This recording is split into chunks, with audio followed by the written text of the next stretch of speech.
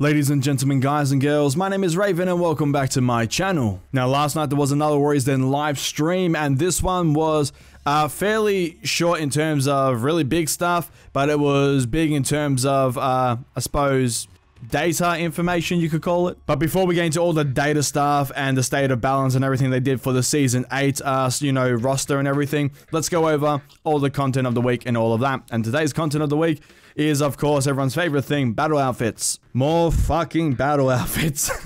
So what I'm going to do is I'm going to have that video play in the background. You guys can check out the battle outfits as we move along and cover some other things. But yeah, that's going to be playing. Let's get into the rest of the stuff. So this weekend is an extra XP fest, which is really, really cool. So XP is doubled for all completed orders and contracts at the end of every single match. This thing is going from the 22nd of February until the 25th of February. So if you're looking to rep up a hero, rep up the Black Prior, now's a good time to do it. Jump in for the weekend, smash it out, get some reps, get some extra XP. It's all good. And at the same time, from the 22nd to the 25th is the Ranked Warriors Challenge, okay? So be the faction with the most ranked matches completed in order to win XP boosts as a reward. So first place, I think they said, gets like 4, and then it goes down from there. Don't quote me on that, I can't quite remember properly, but I do know you get XP boosts as a reward. That is, of course, if you can still find the game of rank, depends where you are. And a quick side note, Pope was still there, and they were having lots of mic issues and everything, but it's still Pope's going to be there for a couple more weeks still, like he said, but then he's leaving, and it still sucks that Pope's going, man. I'm really salty about that. That really shits me. But yeah, it was, just a reminder like, oh, Pope's still here. And I'm like, oh, fuck, he's leaving. So, rip my feelings. But then, of course, we get into all the data. Now, this is from Season 8. This is the state of balance in Season 8. They go through and they have all the characters, who was at the top, who has the highest win rate in everything, who has the lowest win rate. And we're going to go through some of this because it's quite interesting to see what the Season 8 stuff was. And I think we all knew some of them make sense, other ones kind of don't make sense and are a bit weird, and we're going to talk about that. So first of all, we have the Season 8 dual win-loss matrix for the full population, okay? So this is pretty much everyone, as long as you're rep 1 above, and there's a couple of other things, but pretty much everyone. We have Mr. Jungjun up the top with a 67% win rate. That is kind of crazy. He's leading by 10. Okay, from the next guy, which is Kensei, and then you have Orochi, and then you have Valkyrie. But in the top 10, all of the Wulian heroes are represented there. Now keep in mind, this is when Marching Fire launched. And surprisingly, Berserker isn't higher when it comes to the whole, duel thing, for at least for the full population. And what the fuck is Aramusha doing here? Why is Conqueror so low? What is going on?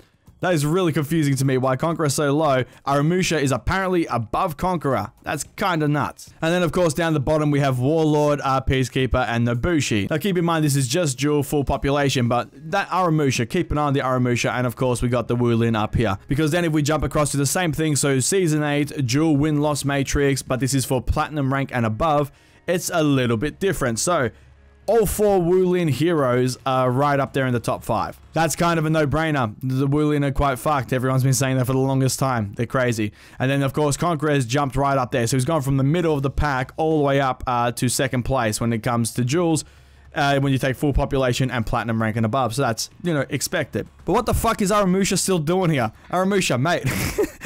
When was this a thing? When was this a thing? In duels, he has no fucking openers. I don't understand what's going on here. But Aramusha is somehow still here. Berserker is just beating him.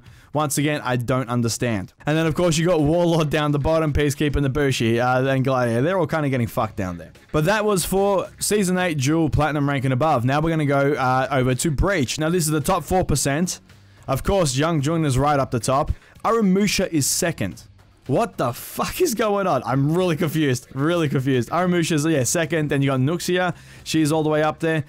Centurion, Raider, Warden, and then Kensei. And of course, the other two, Tiande and Shaolin, they're still pretty high up along with Berserker. Down the bottom, of course, we have Peacekeeper, Shigoki before he got his, rework, poor brother Goki, and Orochi and Warlord. So they're all still pretty low down there. But Aramusha's 2nd in the top 4%. Okay. Fair. But then we jump down here and we have a look at, this is interesting, the pick rate for Breach, okay? We're in the top 4%. Jungjun, Shaolin, Tiande, of course, those 3 were right at the top. It was the launch of Marching Fire. Of course, they're going to be up there. Nuxia, no one really liked her for the most part because she was a light attack spamming bot and kind of shit. So she was there. Aramusha, once again, right there. I never see Aramushas. Never.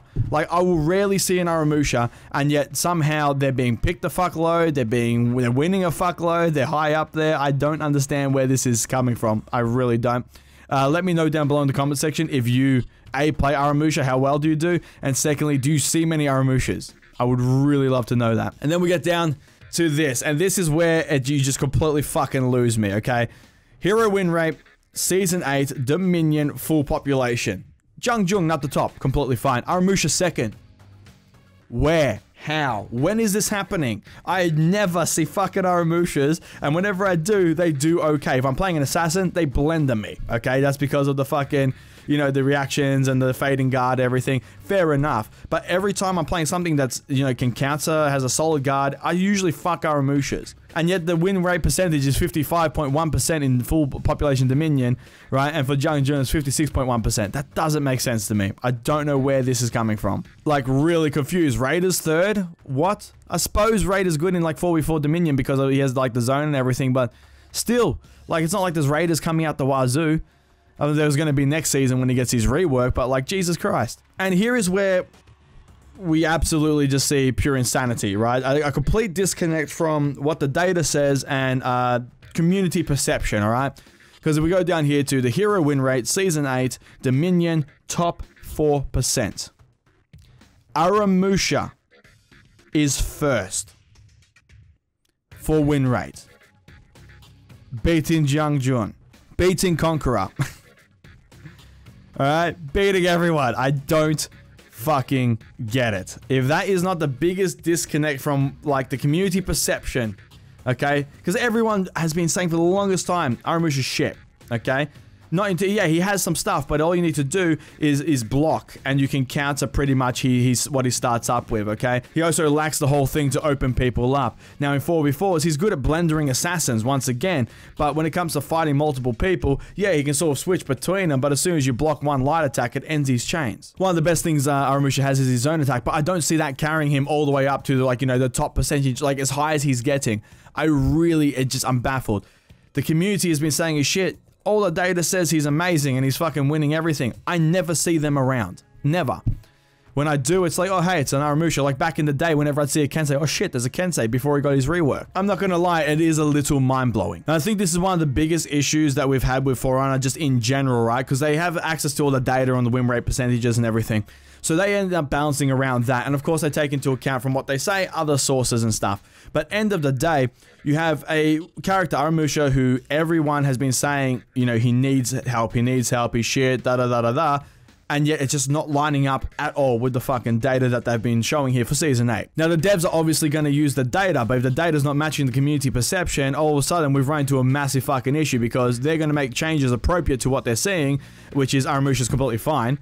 And that's why they're not touching him. And yet the community is like, please fucking fix this guy, he needs some help.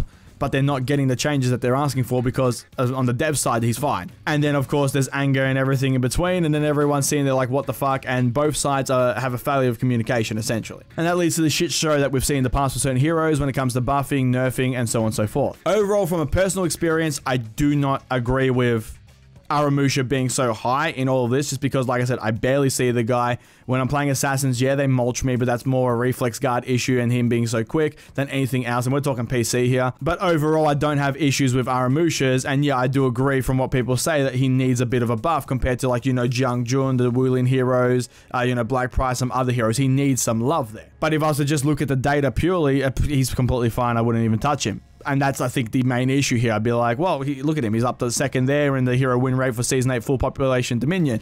Then we get to the top 4%, he's first. Win rate for fucking Breach, once again, he's second up there. Like, he doesn't need anything. Well, even when you go to, like, you know, Jewel, Platinum rank and above, 1, 2, 3, 4, 5, 6, 7. He's 7. Top 7. Like, I wouldn't touch him at that point. But like, cool, he's doing fine.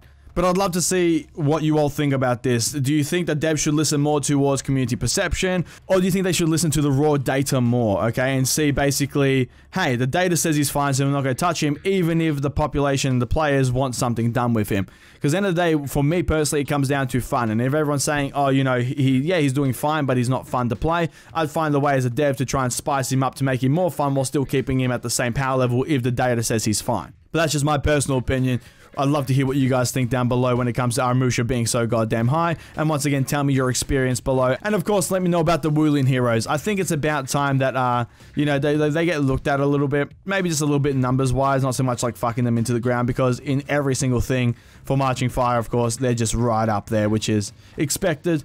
Not completely blowing me out of the water, but yeah, it's still maybe something to take a look at. But that is the end of the video, guys, so thank you so much for watching. If you liked the video, please give it a thumbs up, leave a comment down below, and let me know your thoughts. I love reading and replying to all your comments down below. And feel free to check out my Discord and Twitter. There is a link down below in the description box for both of those as well. The Discord is a great way for me to talk to you guys outside the YouTube comments section. And of course, the Twitter is a great way for you guys to get a notification whenever a video is being uploaded, because YouTube is a bit weird sometimes. And if you like this video and you like what I'm doing here on the channel and you want to support the channel further, feel free to check out my Patreon. There'll be a link down below in the description box, and a link will pop up at the end of the video. And if you choose to donate, it is greatly appreciated. And a big shout out to my current patrons whose names you've been seeing in the background. Just wanted to say thank you for your support. It really does mean a lot. And please share this video around, it does help me out a fuck ton. And if you want to see more videos from me, please hit the subscribe button. I shall see you all in the next video. Have a good one, guys.